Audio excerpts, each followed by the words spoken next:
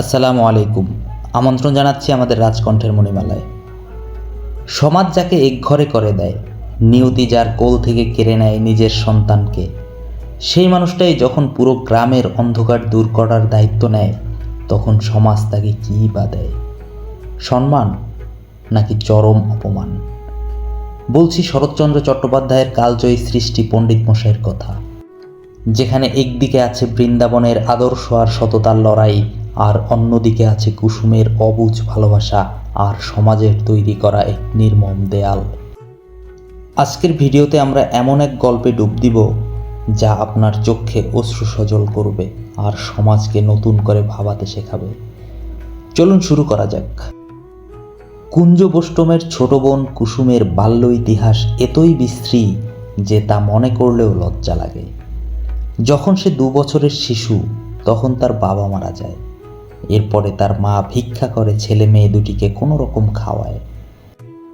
কুসুমের বয়স যখন 5 বছর, তখন তার সুন্দর চেহারার বদৌলতে বারল গ্রামের অবস্থাপন্ন গৌরদাস অধিকারী তার পুত্র বৃন্দাবনের সাথে বিবাহ দেন কুসুমের।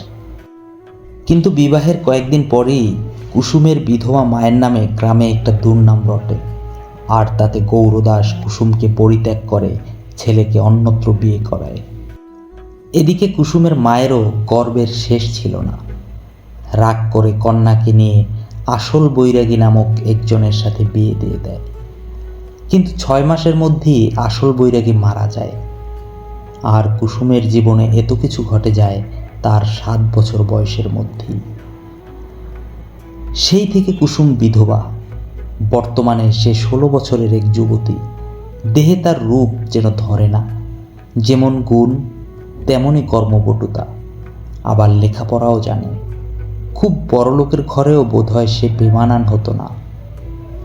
এদিকে কুসুমের প্রথম স্বামী বৃন্দাবনের বাপ মরেছে, অন্য স্ত্রীও মারা গেছে। বৃন্দাবনের বয়স এখন 25-26-এর বেশি না। ওই ঘরে তার একটা ছেলেও আছে। এখন বৃন্দাবন আবার কুসুমকে ফিরিয়ে নিতে চায়।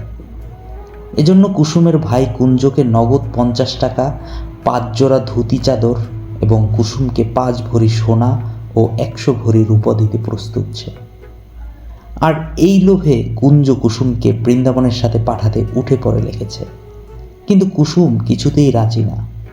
5 বছর বয়সের অভিমান সে যেন এখনো ভুলেনি। তার জীবনের সকল কষ্টের জন্য সে বৃন্দাবনকেই দায়ী মনে করে। ওদিকে কুঞ্জ চায় আজন্ম অভাব থেকে মুক্তি পেতে। প্রিয় বোনকেও সুখী দেখতে চায়, নিজেও সুখী হতে চায়। বর্তমানে কুঞ্জ ফেরিওয়ালার ব্যবসা করে, তাই দিয়ে কোনো রকমে তাদের সংসার চলে। আজকে ফেরি করতে গিয়ে পথে বৃন্দাবনের সাথে দেখা হয়েছিল।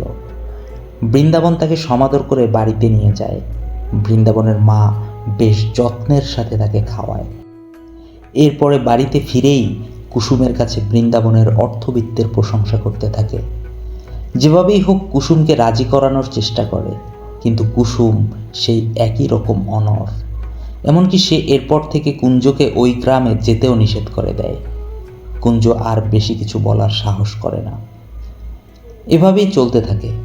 কুঞ্জ যেভাবেই হোক বোনকে রাজি করাতে চেষ্টা করে, আর কুসুম তার সিদ্ধান্তে অনড় থাকে। মাঝে মাঝে কুঞ্জর সাথে চিল্লাপাল্লাও করে সে। রাগ করে রান্নাবান্নাও বন্ধ করে দেয় কখনো কখনো।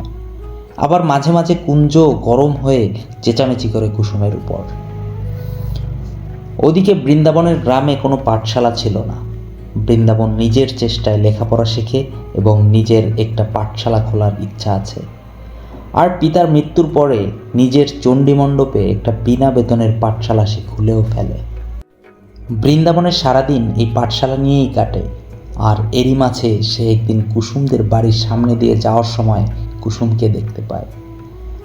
কুসুম স্নান করে কলস নিয়ে বাড়ি ফিরছিল, আর তখন তার রূপ যৌবন দেখে মুগ্ধ নয়নে তাকিয়ে থাকে বৃন্দাবন। এতদিন তার মা 1000 বার বিয়ে করতে বললেও বৃন্দাবন রাজি হয়নি। কিন্তু আজ এতদিন পরে কুসুমকে দেখে তার মত পরিবর্তন হয়। বাড়িতে গিয়ে মাকে বলল, বিয়ে যদি আবার করতেই হয় তবে কুসুমকেই আবার ঘরে আনবে, অন্য কাউকে নয়। এরপর থেকেই বৃন্দাবনের মা কুসুমকে আবার ফিরিয়ে আনার জন্য সর্বোচ্চ চেষ্টা করতে থাকে, কিন্তু কিছুতেই রাজি করানো যাচ্ছে না। একদিন তো বৃন্দাবনের মা হঠাৎ করে কুসুমের বাড়িতে এসে হাজির। কুসুম প্রথমে চিনতে না পারলেও পরিচয় দেবার পরে শাশুড়িকে চিনতে পারে। সাথে বৃন্দাবন সহ আরও 2 জন মামাতো ভাইও এসেছে, আর তাদেরকে এ বাড়িতে আনার প্রধান কারিগর কুসুমের ভাই কুঞ্জ। এ ঘটনায় কুঞ্জের উপর কুসুম প্রচণ্ড বিরক্ত হয়। একে তো তাদের আপ্যায়ন করার মতো কোনো খাবার ছিল না বাড়িতে, তার উপর ওই পরিবারের মানুষের উপর এখনও যথেষ্ট অভিমান আছে তার। রাগ বৃন্দাবনের উপরও হলো। তাদের আর্থিক অবস্থার কথা নিশ্চয়ই বৃন্দাবন জানে। কুসুমের মনে হলো যে তাদের অপদস্থ করতেই বৃন্দাবন এমন পরিকল্পনা সাজিয়েছে। বৃন্দাবনকে এ নিয়ে 2-1 কথা শুনিয়েও দিয়েছে। সেদিন বৃন্দাবন নিজে বাজার করে। অনিচ্ছায় হলেও কুসুম শাশুড়ির কোনো অযত্ন করেনি। বাড়ি ফেরার সময় বৃন্দাবনের মা আঁচল থেকে একজোড়া সোনার বালা বের করে কুসুমের হাতে পরিয়ে দেয়। কুসুমের ব্যবহারে আনন্দে তার বুকটা ভরে গেছে। বলে গেলেন একটা ভালো দিন দেখে ঘরের লক্ষ্মী তিনি ঘরে তুলবেন। এবার কুঞ্জনাথকে নিয়েও চিন্তা করতে শুরু করে বৃন্দাবনের মা। কুঞ্জর জন্য বেশ মায়া হয় তার। বউকে ঘরে আনার আগে কুঞ্জকে সংসারী করাও তার দায়িত্ব, আর এজন্য তার নিজের পরিচিত মৃত গোকুল বৈরাগীর মেয়ের সাথে কুঞ্জের বিবাহের ব্যবস্থা করেন। দেখতে একটু কালো হলেও অর্থবিত্তের কোনো অভাব নাই। কুঞ্জের আয় ইনকাম নিয়ে চিন্তা করতে হবে না। এরপরে ভালো দিন দেখে একদিন কুঞ্জর বিয়ে দিয়ে দিলেন। ওদিকে কুসুমকে দেয়া সেই পালা দুটো কুঞ্জের মাধ্যমে ফেরত পাঠিয়ে দেয় কুসুম। এই ঘটনায় বৃন্দাবনের মা বেশ কষ্ট ও অপমানিত বোধ করে। মায়ের এই অপমান ও কষ্ট দেখে বৃন্দাবন শুধু বলে, এ তোমার হাতের বালা, সাধ্য কি তার যে সে পড়বে? এই বালা ফেরত দেয়ায় বৃন্দাবন কুসুমের উপর ভীষণ অভিমান করে। বৃন্দাবনের পুত্রের নাম চরণ। একদিন চরণকে নিয়ে বৃন্দাবন কুসুমের বাড়িতে যায়। সেদিন চরণকে দেখে কুসুমের বেশ মায়া হয়। চরণকে কোলে করে আদর করে। চরণও যেন এতদিনে মায়ের স্নেহ খুঁজে পায়। কুসুম ভাবে এমন একটা সোনার টুকরো ছেলে আজ তার নিজের হওয়ার কথা ছিল। তার কেবলই মনে হতে লাগলো তার নিজের ধন জোর করে অন্যায় করে অন্য একজন কেড়ে নিয়েছে। চরণ যাওয়ার জন্য উদ্গ্রীব হলে কুসুম 2 হাতের মধ্যে চরণের মুখখানি নিয়ে বলল, মা বলে ডাক, তাহলে যেতে দিব। চরণ বাধ্য হয়ে মা বলে ডাকে। কুসুম তখন তাকে বুকে জড়িয়ে ধরে কাঁদতে শুরু করে। সেদিন আর চরণকে যেতে দেয় না। চরণকে নদীর ঘাটে নিয়ে স্নান করায়, আর সারা দিন কুসুমের সাথে থেকে চরণের সাথে তার একটা মধুর ভাব হয়। সত্যিই যেন তারা মা ছেলে। এদিকে মাসখানেক হয় কুঞ্জের বিবাহ হয়েছে। এরপর থেকেই যেন শ্বশুর বাড়ি তার কাছে সব কিছু। আয় রোজগারের বালাই নাই। এতদিনে কুসুমের যে কটা জমানো টাকা ছিল তাও শেষ। তবু কুঞ্জের কোনো ভ্রুক্ষেপ নাই। আর খুব অল্প কয়েকদিনের মধ্যেই সে কুসুমকে একা রেখে পাকাপাকিভাবে শ্বশুর বাড়িতে বসবাস শুরু করে। অর্থবিত্তের কোনো অভাব নাই। শ্বশুরের সম্পদ দেখাশোনার দায়িত্বটা কুঞ্জের কাঁধেই এসে পড়ে। ওদিকে হাতের বালা ফেরত দেওয়ার পরে বৃন্দাবন কুসুমের উপর ভীষণ রাগ করে। মায়ের এমন অপমান সে কিছুতেই মেনে নেবে না। নিজে তো কোনো যোগাযোগ করেই নি, চরণকেও আর যেতে দেয়নি। ওদিকে কুসুমের বারবার চরণের কথা মনে পড়তে লাগলো। এরপরে বৃন্দাবন মায়ের অসহায় অবস্থা দেখে আবার সিদ্ধান্ত নেয় আরেকটা বিয়ে করার। এমন সময় কুসুমের একটা চিঠি আসে। নিজের অসহায় অবস্থার কথা সবই লিখেছে কুসুম, আর অনুরোধ করে বলেছে যেন চরণকে তার কাছে দিয়ে আসে। পরের দিন ভৃত্যকে দিয়ে সত্যিই চরণকে পাঠিয়ে দেয়া হলো, আর সাথে কিছু টাকাও পাঠিয়ে দেয় বৃন্দাবন। চরণও যেন তার মায়ের কাছে আসতে পেরে বেশ খুশি। চরণকে পেয়ে কুসুমেরও কয়েকটা দিন ভালোই কাটল। এরপরে একদিন চরণকে ফিরিয়ে নিতে বৃন্দাবন এসে কুসুমের বাড়ি। কুসুম সেদিন খুব অসহায়ভাবে নিজের অসহায়ত্বের কথা তুলে ধরে। বৃন্দাবন বলে, চরণ তার মায়ের ভার অবশ্যই নিবে, কিন্তু আমার কিছুই করার নাই। মায়ের সাথে তুমি যেমন আচরণ করেছ তাতে তিনিই এর সমাধান করতে পারবেন। চরণের হাত ধরে যাও তার কাছে, উপায় একটা তিনি করে দেবেনই। কুসুম বলে, কি করে আমি দিনের বেলা পায়ে হেঁটে ভিক্ষুকের মতো তোমার গ্রামে গিয়ে ঢুকবো? বৃন্দাবন বলে, তা আমি জানি না, কিন্তু যেতে পারলে ভালো হতো। এছাড়া আর কোনো সোজা পথ আমি দেখতে পাই না। কুসুম একটু চুপ থেকে বলল, আমি যাব না। বৃন্দাবন বলল, খুশি তোমার। আমি তোমাকে আশ্রয় দিতে অস্বীকার করিনি, বরং তুমিই বারংবার অস্বীকার করেছ। কুসুম চায় যে বৃন্দাবন সসম্মানে তাকে বাড়িতে তুলে নিক। ভিখারিনীর মতো সে যেতে চায় না। কিন্তু বৃন্দাবনের মায়ের সাথে যে আচরণ করেছে তাতে বৃন্দাবনেরও সে উপায় ছিল না। যেদি কুসুম আবার বলল, আমি বরং এইখানে না খেয়ে শুকিয়ে মরে যাব, তবু তোমার কাছে হাত পেতে ছোট হতে যাব না। বৃন্দাবনের আর কিছুই বলার ছিল না, সে চলে গেল। এরপরে অনেক দিন কেটে যায়। চরণ সেই যে গিয়েছে আর আসেনি, বলা যায় তাকে আসতে দেয়া হয়নি। এদিকে কুসুমের আর দুঃখের সীমা ছিল না। সেলাই করে অল্প কয়েকটি টাকা পেত, তাই দিয়ে চলতো কোনো রকম। এরই মাঝে একদিন কুঞ্জনাথ এসে খবর দিল বৃন্দাবন নাকি আবার বিয়ে করছে। এবার কুঞ্জেরও বেশ অপমান বোধ হয়। তার বোনকে এমন অপমান করে বৃন্দাবন আবার বিয়ে করবে, তা সে কিছুতেই হতে দেবে না। বৃন্দাবন একজন ঠান্ডা মাথার মানুষ, কোনো অবস্থায় মাথা গরম করে না। মনে মনে আশাও করেছিল যে কুসুম হয়তো নিজেই আসবে, কিন্তু কুসুম আসলো না। এদিকে বৃন্দাবনের অমনোযোগে পাঠশালাটা ইদানিং ঝিমিয়ে পড়তে শুরু করেছে। সব কিছু কেমন এলোমেলো হয়ে আছে। এমন সময় জানতে পারল তার এক ছাত্রের বাবার ওলা ওঠা হয়েছে। সেদিন রাতেই সে মারা গেল। এরপরে একে একে পুরো গ্রামে ছড়িয়ে পড়তে শুরু করলো ওলা ওঠা। বৃন্দাবন যতটুকু পারে সবাইকে আর্থিক সহায়তা করে, কিন্তু গ্রামে ভালো ডাক্তার না থাকায় মানুষ মরতে শুরু করে প্রচুর। আশেপাশের গ্রামে প্রতিদিনই কারো মৃত্যুর খবর শোনা যায়। শুধু বৃন্দাবনের পাড়ায় এখনো ওলা ওঠা প্রবেশ করতে পারেনি। চরণ বংশের একমাত্র উত্তরাধিকার, তার কিছু হয়ে গেলে বৃন্দাবনের বংশ নির্বংশ হয়ে যাবে। তাই বৃন্দাবনের মা বলল কিছুদিনের জন্য চরণকে নিয়ে বাইরে কোথাও গিয়ে থাকতে। বৃন্দাবন তার মাকেও যেতে বললে সে জানায় যে ঠাকুর ঘর আর নিজের স্বামীর ভিটা ছেড়ে সে কোথাও যাবে না।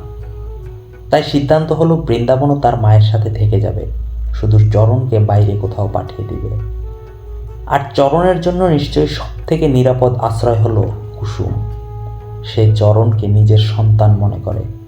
চরণও মায়ের আদরে নিরাপদই থাকবে। এরপরে ছেলেকে গোছগাছ করে দিয়ে সাথে করে নিয়ে কুসুমের বাড়িতে যায় বৃন্দাবন।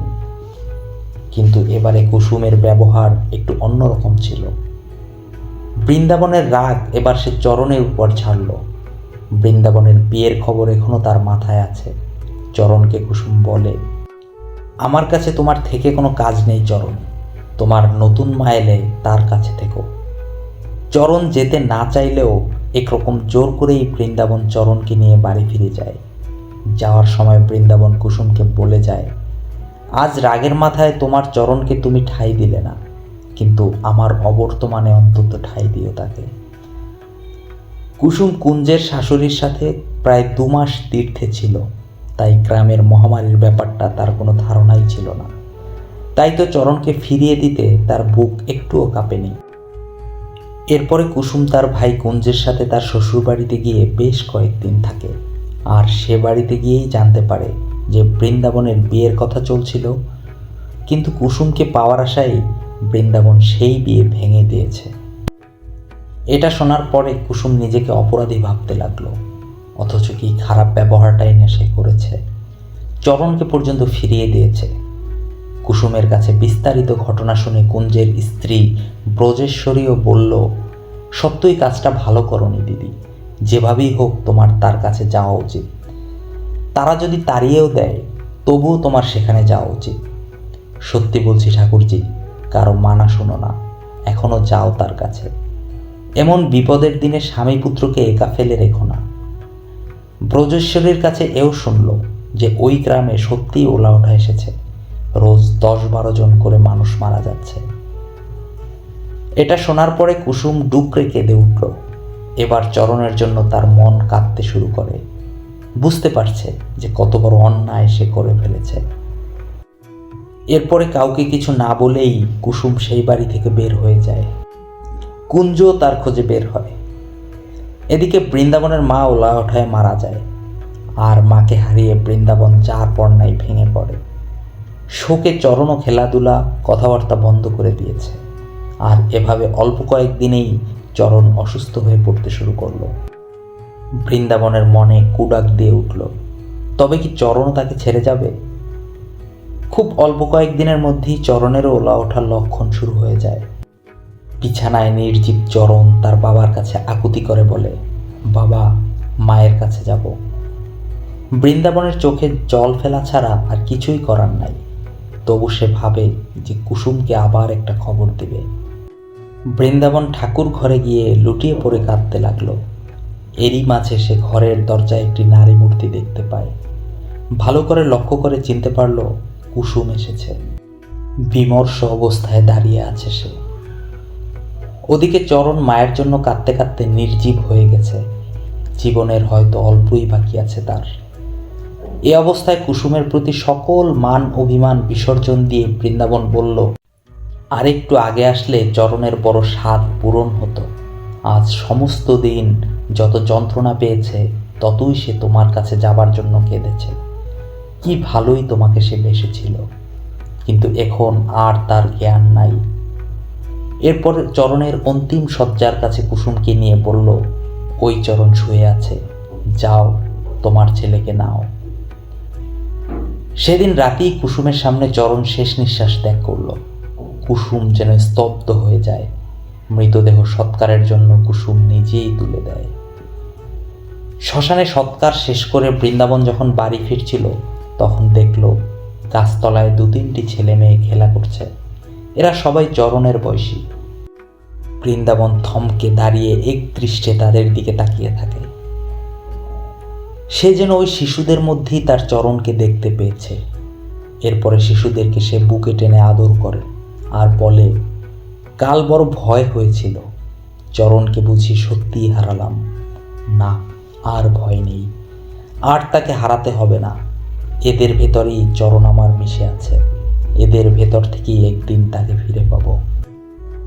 এর কয়েকদিন পরে চরণের শ্রাদ্ধ হয়। তারপর বৃন্দাবন তার সকল সম্পত্তি রেজিস্ট্রি করে তার বন্ধু কেশবের হাতে দিয়ে বলে, বিষাক্ত জল খেয়ে আমার চরণ মরেছে, তার কোনো বন্ধু যেন আর এভাবে না মরে। আর আমার পাঠশালার ভারও তোমার হাতে দিলাম। আমার সকল সম্পত্তি অসহায় মানুষের কল্যাণে ব্যয় করবে। আমি চলে যাচ্ছি। যদি কখনো ফিরে আসি যেন দেখতে পাই আমার পাঠশালার অন্তত একটি ছাত্রও মানুষ হয়েছে। আমি সেদিন চরণের দুঃখ ভুলব। এরপরে বৃন্দাবন বৈরাগ্য গ্রহণ করার পরিকল্পনা করে। পথে পথে ভিক্ষা করে কোনো রকমে চলে যাবে তার। আর কোথাও গিয়ে সুযোগ পেলে ছেলে মেয়েদের পাঠদান করার ইচ্ছা আছে। এর পরের দিন ভিক্ষার ঝুলি নিয়ে বৃন্দাবন বাড়ি ত্যাগ করার প্রস্তুতি নেয়। এদিকে কুসুমও কয়দিন এ বাড়িতেই ছিল। এর মাঝে বৃন্দাবনের সাথে একবারও দেখা হয়নি তার, কথাও হয়নি। এরপরে যেদিন বৃন্দাবন চলে যাবে সেদিন কুসুমের কাছে জানতে চায় সে কি করবে। কুসুম স্বামীর পায়ে পড়ে কাঁদতে লাগলো। বৃন্দাবন বলল, কুসুম, আমি যাতে শান্তি পেয়েছি তুমিও তাতে পাবে, সে ছাড়া আর পথ নেই। চরণকে যে তুমি কত ভালোবাসতে তা আমি জানি, তাই তোমাকেও এ পথে ডাকছি। সে তোমার মরেনি, হারায়নি, শুধু লুকিয়ে আছে। যেখানে যত ছেলে মেয়ে আছে আমাদের চরণও তাদের সঙ্গে আছে।